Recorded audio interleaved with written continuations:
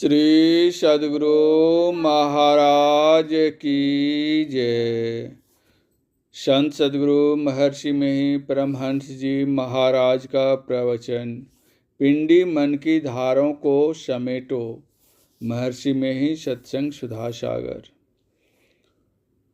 बंदो गुरु पद कंज कृपा सिंधु नर रूप हरि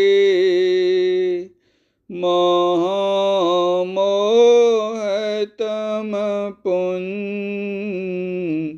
जासु वचन रवि कर निकर। प्यारे प्रिय दर्शनों, किसी को कोई काम करना होता है और उसके लिए उसको कुछ सहारा मिलता है तो वह बहुत प्रसन्न होता है और काम कर लेता है। ईश्वर दर्शन सत्संग का सर्वश्रेष्ठ विषय है। इसका सहारा कुछ मिल जाए तो बहुत अच्छा हो। यहाँ ईश्वर दर्शन के लिए पूजा पाठ कीर्तन आदि जितने करते हैं, इनमें से कोई ऐसा सहारा नहीं है जो हम जाने कि अपने से आप ईश्वर प्रदत्त सहारा मिल रहा है। हम लोग अपनी श्रद्धा के अनुकूल प्रतिमाओं का दर्शन करते हैं और समझते हैं कि यह सहारा है। इससे भी कोई विशेष चीज मिले जो हमारी बनाई नहीं हो, स्वयं ईश्वरकृत हो, तो विशेष सहारा जानने में आवे। ईश्वर बाह्य इंद्रिय का विषय नहीं है, मन बुद्धि आदि का भी विषय नहीं है, चेतन आत्मा का विषय है।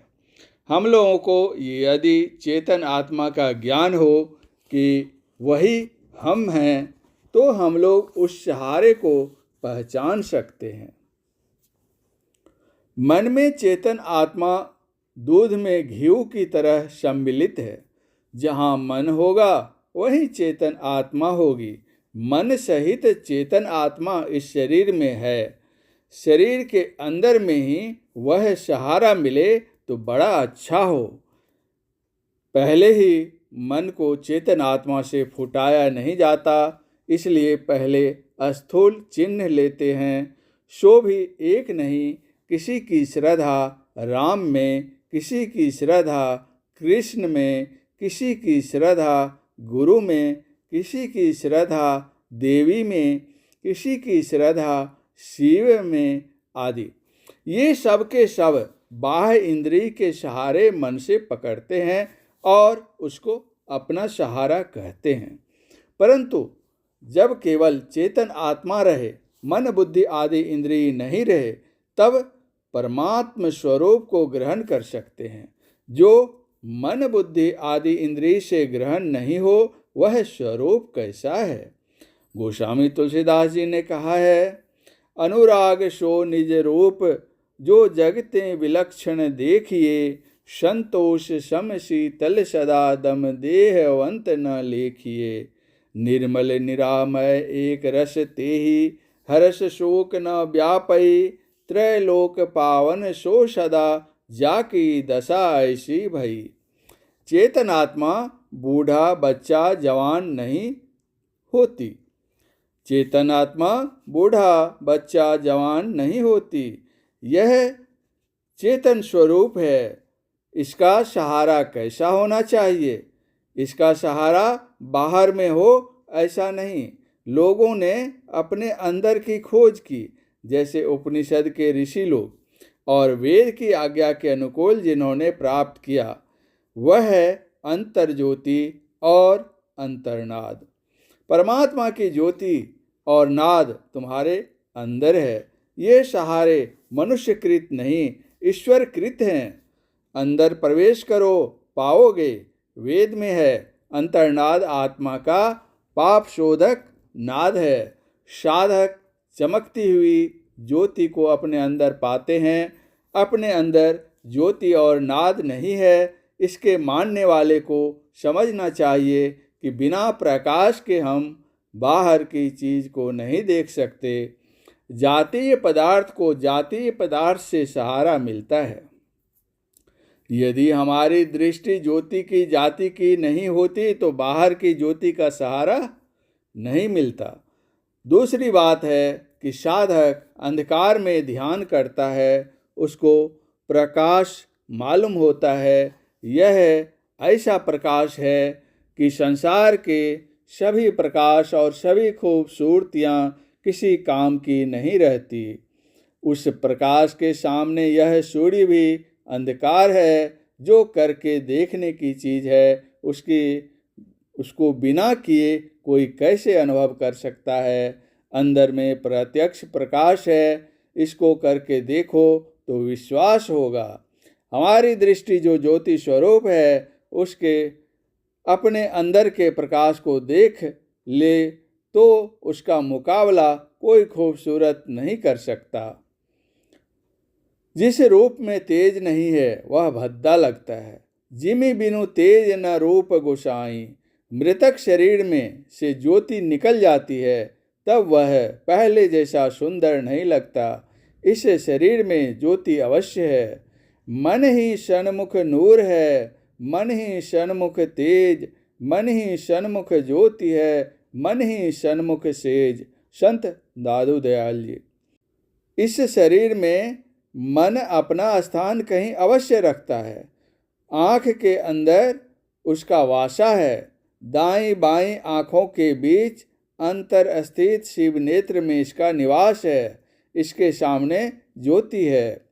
मन ही सो मन थिर भया, मन ही सो मन लाई, मन ही सो मन मिली रहिया, दादो अनत न जाई। पिंडी मन की धारों को समेटो और उसके केंद्र में उसको लय करो। इसका यत्न जानो और अभ्यास करो, तब मन अस्थिर होगा। मन की अस्थिरता में सब काम बन जाएगा। सूरदास जी ने कहा है, नयन नासिका अग्र है, तहाँ ब्रह्म को वास, अविनाशी विनिशय नहीं, हो सहज ज्योति प्रकाश। बाबा नानक ने कहा है, घट घट अंतरि ब्रह्म लुकाइया, घटी घटी ज्योति सवाई, बजर कपाट मुक्ते गुरुमति निर्भय तारी लाई। निडर ध्यान लगाओ, अंधकार का वज्र कपाट खुल जाएगा। ईश्वर की ज्योति जो सब में समाई है देखोगे। सारे संसार में देखिए क्या खेल है। संसार से प्रकाश को हटाइए तो कोई काम नहीं होगा। सूर्य हट जाएगा तो गर्मी हट जाएगी, कोई काम नहीं हो सकेगा। शब्द को बचपन से जवानी और बुढ़ापे तक सीखते हैं। कठिन से कठिन काम शब्द से होता है। अभी चीन से अनबन हो गया है और यदि शब्द से लिखकर व बोलकर मेल हो जाए तो सारा अनबन मिट जाएगा। ईश्वर की उपासना में भी शब्द और प्रकाश का सहारा है। वह प्रकाश भौतिक प्रकाश से भिन्न प्रकार का है। ईश्वर प्रकाश स्वरूप है, अंधकार स्वरूप नहीं। ऐसा नहीं कि कोई अभ्यासी अपने अंदर सूर्य चंद्र तारे नहीं देखता। अभ्यासी अपने अंदर में प्रकाश देखता है तो उसके लिए बाहर का प्रकाश फीका पड़ जाता है। यत्न करके इनको देखना चाहिए। ईश्वर के प्रेमियों, केवल बाहर ही बाहर ईश्वर को नहीं खोजो। बाहर बाहर खोजने के बाद अंदर अंदर भी खोज करो। बिना किसी के सिखाए आप एक अक्षर भी नहीं लिख सकते। बुद्ध भगवान ने कहा है, ज्ञानी केवल सिखाने वाले हैं, करना तुमको ही पड़ेगा। तुम्हें ही किच्चामात्मम अक्ता तारो तथा गतो धमपद मगवगो। अपना सिमटाव करो जहाँ मैंने बताया है। सदग्रंथ गुरु का वाक्य और अपना विचार मिल जाए तो कितना विश्वास होगा। गुरु नानक ने कहा है, अंतरि ज्योति भई गुरु साखी चीने रमा कर्मा। अंतर में प्रकाश हुआ, यह गुरु की गवाही है। और तब गुरु के दयादान को पहचाना। इस सहारा को पकड़ो। जो इसको पकड़ता है वह विषयानंद में नहीं दौड़ता। गोस्वामी तुलसीदास जी ने कहा है, ब्रह्म पीयूष मधुर शीतल, जो पै मन सो रस पावे, तो कत मृग जल रूप विषय कारण निशि वासर धावे। विषय रस में जो दौड़ता है, इसका मतलब है कि ब्रह्म पीयूष उसको मिला नहीं है। मनुष्य अपने अंदर अभ्यास करके ब्रह्म ज्योति और ब्रह्मनाद को प्रत्यक्ष देख सुन सकता है। यही सहारे हैं। संतों की वाणियों में हम यही बात पढ़ते हैं। क्या वेद और क्या उपनिषद ज्ञान, सब में यह बात है। आज भी जो करते हैं उनको चिन्ह मिलता है। भजन करने की भी शक्ति होती है। जो अभ्यास को बढ़ा लेते हैं उसको चिन्ह देखने में आता है। जो बाह्य दृष्टि से कुछ देखना चाहता है वह नहीं देख सकता। अंतर्दृष्टि करो तब देखने में आवेगा।